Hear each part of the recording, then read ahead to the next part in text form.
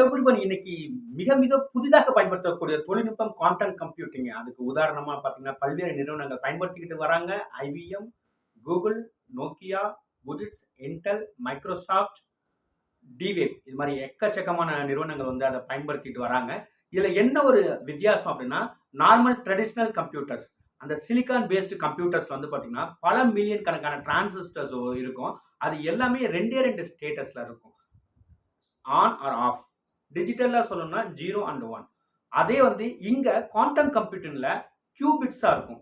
Quantum பிட்ன்னு சொல்லுவாங்க.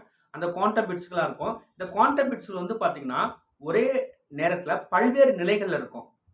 Multiple status. அங்க மாரி ஆன் ஆர் ஆஃப் 2 ஸ்டேட்டஸ். இந்த மல்டிபிள் ஸ்டேட்டஸ் தான் சூப்பர் பொசிஷன்னு சொல்லுவாங்க. இது என்டாங்கிள்மென்ட்ன்னு ஒரு வேர்ட் சொல்லுவாங்க. Technological word. என்டாங்கிள்மென்ட்னா அந்த மல்டிபிள் ஸ்டேட்டஸையும் வந்து என்ன பண்ணுங்க, ஒரு வலை மூலம் பின்னி ஒன்றுக்கொன்று தொடர்பு படுத்துறது. ஸோ இதுக்கு வந்து ஸ்பெஷல் அல்காரிதம்ஸ் இருக்கு.